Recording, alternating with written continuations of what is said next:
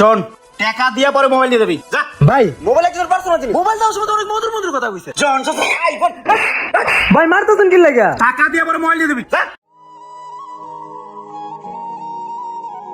এই কাকা, হ বাবা, ঘরে মাল কি কি শর্ট আছে? কালকে তো 5টা ফ্রিজ ডেলিভারি দিলে, ঘরটা তো ফাঁকা ফাঁকা লাগতেছে। আচ্ছা মাল আনার ব্যবস্থা করতেছি, তুমি কাজ করো, যাও। আচ্ছা ঠিক আছে। আসসালামু আলাইকুম ভাই।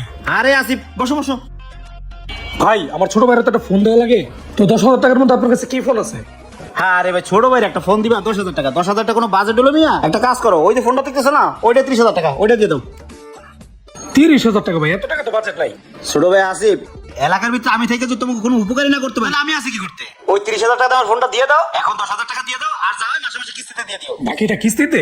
আরে সবকিছু তো আর কিস্তিতেই চলে। এখন মানুষ হয়েছে ওই যে একটা মশার ব্যাট আছে না, ওটাও তো কিস্তিতে নেয়। এখন সবার তো সবসময় তো থাকে না, বোঝো না কে? আচ্ছা ঠিক আছে, তাহলে একটা ফোন দেন। ঠিক আছে।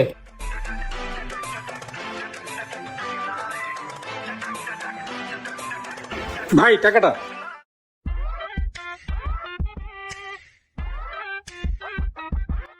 বাবা একটা কথা কব, মনে কিছু নেবেন না তো? না কও। 22,000 টাকা দামের একটা মোবাইল আপনি 30,000 টাকা বেচলেন, একটা মোবাইল 8,000 টাকা লাভ করলেন।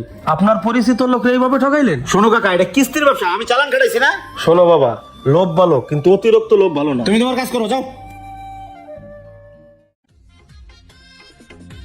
আসসালামু আলাইকুম মুন্না ভাই, ভালো আছেন? আরে রাজকীয় বংশদূত আমার শোরুমে, তা কি লাগবে রাজ? ভাই আমার 1030 এর মধ্যে একটা অ্যান্ড্রয়েড ফোন দেন তো। দূর মিয়া, তোমার বাপ থাকে বিদেশে লাখ লাখ ইনকাম, তোমরা হাজার হাজার টাকা রুম ভাড়া পাও। তুমি চালাইবে অ্যান্ড্রয়েড ফোন না? এটা কি যায় মিয়া? এটা কি তোমার লেবাতে যায় মিয়া? তুমি চালাইবে আইফোন। আইফোন? ভাই অত বাজেট আমার কাছে নাই। এই তোমার কি বাজেটের কথা একবার কইছি মিয়া? শোনো, ওই যে একটা আইফোন আছে, ওইটা নিয়া তুমি নিশ্চিন্তে চালাও। রাজ আইফোন কো কিস্তিতে দেয় না, আমি তোমার কিস্তিতে দিয়ে দিলাম। আর কিছু কও? তাইলে ভাই দেন দেন। ওই কাকা, ওই আইফোনটা নামাও তো। ভাই চালু করে দেন। দাও। এই নেন। এটা আপেল মিয়া, তুমিও জমিদারি বংশ, আর এটা হলো আপেল, আর দুই আপেল এক জায়গা হইছে, রাজকীয় বংশ মিয়া। খালি টিয়া টিয়া করো। দাও, কয় টাকা আছে দাও। আচ্ছা ভাই দিতেছি ভাই। এই যে ভাই 10,000। আচ্ছা ঠিক আছে, বাকিটা মাসে মাসে দিয়ে দিও। ওকে ভাই। আরে বন্ধু এসপারছে, বসো বসো। আই কাকা এদিকে এসো। বাবা। আরে এদিকে এসো, তাড়াতাড়ি এসো, তাড়াতাড়ি এসো। আমার বন্ধু হয়েছে, একটা কাজ করো, দুইটা মিষ্টি আর একটা ঠান্ডা নিয়ে এসো, চল। আচ্ছা তা বন্ধু কি মনে করো? বন্ধু আইছিলাম তোমার দোকানে ছোটখাটো একটা ফ্রিজের জন্য। তোমার ভাবি একটা ফ্রিজের জন্য প্রতিদিনই ক্যাটক্যাট করে। এখন তোমার দোকানে কম দামের মধ্যে ভালো কি ফ্রিজ আছে? বন্ধু তুমি এটা কোনো কথা কইলা? তোমার বন্ধু কি ছোট লোক যে তুমি একটা ছোটখাটো ফ্রিজ নিবা? ভাবির একটা ফ্রিজ দিই, বড় সড়ো ফ্রিজ দিই বেটা। ফাউল কনকার। শোন, ওই জলি কোম্পানির বড় একটা ফ্রিজ আছে, 70,000 টাকা, ওটা নিয়ে যান।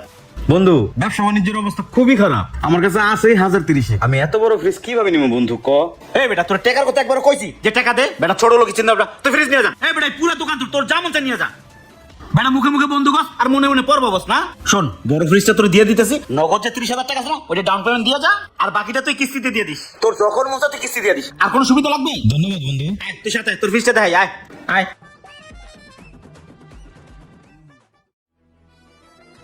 আয় রাজ, আয় আয় আয় এদিকে। কি হইছে ভাই, ডাকতেছেন কি লাগা? তুই 3 মাস ধরে কিস্তি দিস না আমার মোবাইলের। দেই মোবাইল দিকে। আরে ভাই আপনি মোবাইল নিতেছেন কি লাগা? আচ্ছা। ভাই মোবাইল একজন পার্সোনাল জিনিস। শোন, টাকা দিয়া পরে মোবাইল নিয়ে দেবি, যা। এই ভাই আমি কিন্তু আগে কইছি আমি স্টুডেন্ট পারসন, আমি কিছু চালাতে পারবো না, তাও আপনি দিছেন। জান শুধু আইফোন। ওই তো মজা লাগছে না? আর এখন টাকা দেওয়ার বেলায় নাই না, টাকা দিয়ে পরে মোবাইল নিয়ে দেবি। ভাই বললামই তো মোবাইল একজন পার্সোনাল জিনিস। তুই যা, নিয়েন না সর, ভাই। সর, ভাই, সর, মোবাইলটা দেন। টাকা দিয়ে পরে মোবাইল নিয়ে দেবি, যা যা সর।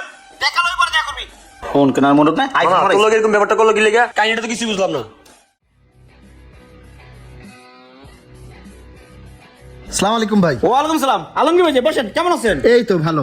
তা কি লাগবে ভাই? আরে ভাই এই যে নতুন ফ্ল্যাট নিছি তো, ভাবতেছি পুরাতন ফার্নিচার সব বাদ দিয়ে তো আপনার এখানে জলি কোম্পানির 22 সেফটি ডাবল ডোরের একটা ফ্রিজ দেখে গেছিলাম না, ওই ফ্রিজটা আর 52 ইঞ্চের একটা এলইডি টিভি দেন। ভাই আমার কাছে ওই একটা ফ্রিজ আছে 42 দাম পড়বে মেলা প্রায় 98,000 টাকা।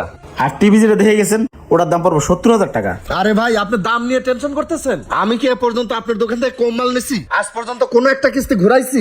এবারে সব ঠিকঠাক মতো দেয়া দেবো না। তা ঠিক আছে। আচ্ছা শোনেন, এবার তো বড় অ্যামাউন্টের ব্যাপার, একটা ভোটার আইডি কার্ডের ফটোকপি, আর যেখানে চাকরি করেন ওইখানে একটা আইডি কার্ডের ফটোকপি দেন আমারে। মাল যা যা লাগে নিয়ে যান, আগের মতো কিস্তি চালায়েন। ওগুলো আমি নিয়েই আসছি ভাই। আচ্ছা ভালো করছেন, দেন দেন। এই যে ভোটার আইডি কার্ড, আর এই যে এটা অফিসের আইডি কার্ড। এই কাকা, হ বাবা। ওই যে আমাদের 42 সেফটি বড় ফ্রিজটা আর 52 ইঞ্চি টিভিটা বাইরে প্যাক করে দাও। আচ্ছা যান ভাই, কাকা রেডি করে দিতেছে। আচ্ছা ভাই। আরে বন্ধু কি অবস্থা? বই বন্ধু আমি বসতে আসি নাই। স্মার্ট, তুই 3 মাস ধরে আমার ফ্রিজের কিস্তি দিস না, কারণটা কি? বন্ধু ব্যবসা বাণিজ্যের অবস্থা তেমন ভালো না, হাতে টাকা পয়সা নাই, টাকা পয়সা আসলে আমি তোমার যে দিয়ে আসমুনি। দেখ বন্ধু, প্রীতের কথা মারাস না। বন্ধুত্ব এক জিনিস, টাকা পয়সা এক জিনিস। শোন, তোর 3 মাসের কিস্তি 3 দিনের মধ্যে না দেয়, তোর বাসার তাই ফ্রিজ নিয়ে আমি কিন্তু কইলাম। বন্ধু তোর লাগে আমার ছোটকালের বন্ধুত্ব, সামান্য করে টাকার জন্য তুই আমার লাগে এরকম ব্যবহার করতে পারলি? ঠিক আছে ধর, তুই আমার মোবাইলটা নিয়ে যা, আমি টাকা দিয়ে তোর কাছ থেকে মোবাইল নিয়ে নেউনি। নে ধর, নিয়ে যা। ঠিক আছে, টাকা দিয়ে মোবাইল নিয়ে আইস। হ্যাঁ যা। কিস্তি দিতে পারে না, আবার আবেগ মারাইছে।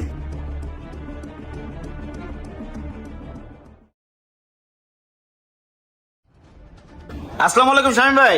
ওয়ালাইকুম আসসালাম। কি অবস্থা মুন্না? ভাই আপনার বাসার ওই যে ভাড়াটি আলমগীর আছে না, হ্যাঁ। ওর কাছে আইছিলাম। ওর নাম্বার টাম্বার সব বন্ধ, ও আসেনি বাসায়। কি করছে? আরে আমার দোকান থেকে কিস্তিতে টিভি ফ্রিজ দিয়েছে, এখন কোনো খোঁজ খবর নাই। ও, তোমার দোকান থেকে ফ্রিজ দিছে? আর ওই যে রহমানের দোকান থেকে মুদি মালামাল বাকি করে নিয়ে গেছে। আমার ওই যে খাটের দোকান আছে না, ওখান থেকে খাট বাকি করে নিয়ে গেছে। লোকজন আমার কাছে আইছিল, আমি তো জানতামই না। প্রায় 4-5 লাখ টাকার মালামাল নিয়ে চলে গেছে। কি করবে, ওর দেশে বাড়ি কোথায়? ও তো ভোটার আইডি কার্ড দিছে। আর আরে ওটা রাখো রাখো, এরকম ভোটার আইডি কার্ড অনেকেই নিয়ে আসছিল। এটা ভুয়া। এটাকে তুমি কম্পিউটারে মিলাই দেখছিলা? ওরে আর তুমি পাবা না, ও ছোটখাটো একটা ব্যবসা করতে পালা গেছে গা। শোনো, এলাকায় এখন এটা বেশি শুরু হয়েছে। ভুয়া ভোটার আইডি কার্ড দিয়ে জিনিসপাতি নিয়ে পরে চলে যায়। এটা কোনো কথা ভাই? কন্দি এটা বলে ব্যবসা করবো কেমনে? মুন্না, তোমাদেরও ভুল আছে।